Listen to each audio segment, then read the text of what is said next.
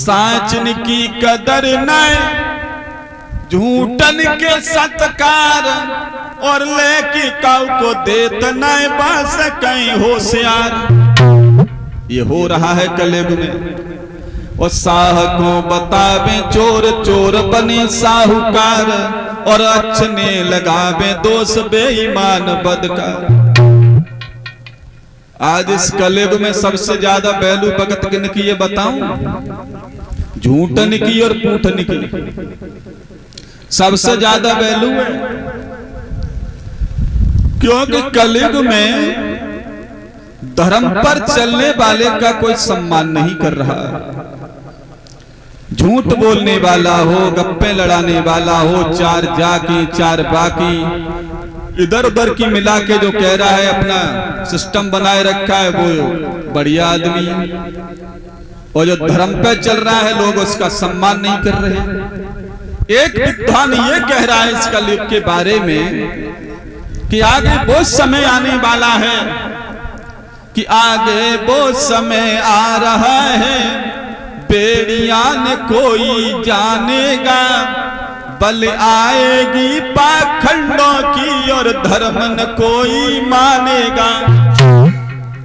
छत्री कायर हो जाएंगे बनिया अधिकार जमाएंगे, गरीबों का खून चूस करके नेता गढ़ प्यास बुझाएंगे। ये राजपाट बनियों जैसा व्यापार हो जाएगा, क्षत्रियों का अधिकार छूट जाएगा। और एक जगह तो ये बताया है विद्वानों ने कि देश में हिजड़ों का राज्य और आएगा। देश में हिजड़ों का राज्य आएगा। बेटा माता पिता की बात नहीं मानेगा, पत्नी का गुलाम हो जाएगा। ऐसा बता रहे हैं विद्वान भागवत में। उधर महाराज ने गाय और बैल को पुचकार के धीरज बंधाया।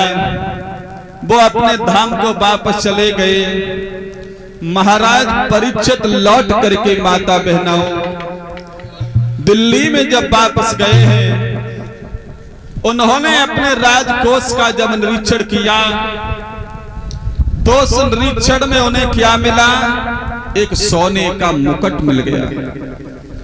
और वो सोने का मुकुट किनका था? जब भीम ने मगध के राजा जरासंध का वध किया था, उस मुकुट को लेकर के गए थे, वो दिल्ली में जाकर के रखा था। उस मुकुट का जब निरीक्षण किया है, महाराज ने सोचा हमारे पूर्वज हमारे बाबा कितना बड़ा भारी मुकुट पहनते थे। आज उस मुकुट को महाराज ने लिया, अपने सिर पर धारण किया। धीरे धीरे समय गुजरने के बाद महाराज को एक दिन विचार आया कि अब हमें शिकार खेलने फिर जाना चाहिए। घोड़ा सजवाया और घोड़े पर सवार होकर के महाराज परीक्षित दोबारा शिकार खेलने गए हैं। घमंडी राजा का मुकुट सिर पर धारण है, वो सोने का मुकुट, और कलयुग भी उसी मुकुट में समा गया। अब कलयुग जब उस मुकुट में समा गया, जेठ का महीना, गर्मी पड़ रही है, महाराज अंबिका विपिन की तलहटी में शिकार खेलने गए।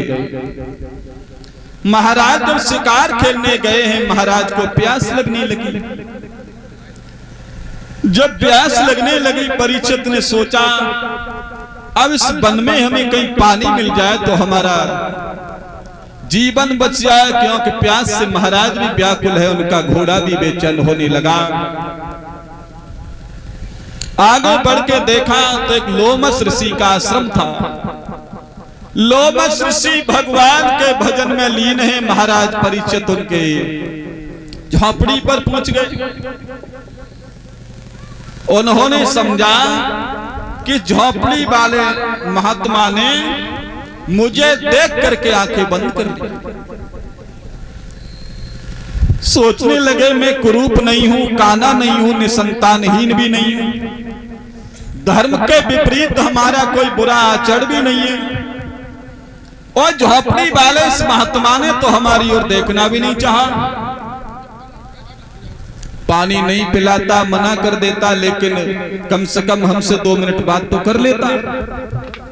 महाराज को क्रोध आ गया, जल की मांग करने लगे। उस संत का जो मन था वो भगवान के चरणों में लगा हुआ था। संत भगवान का भजन कर रहा है, उन्हें नहीं मालूम कि मेरे दरवाजे पर कौन आया है। जल की मांग करने लगे महाराज परीक्षित। कैसे?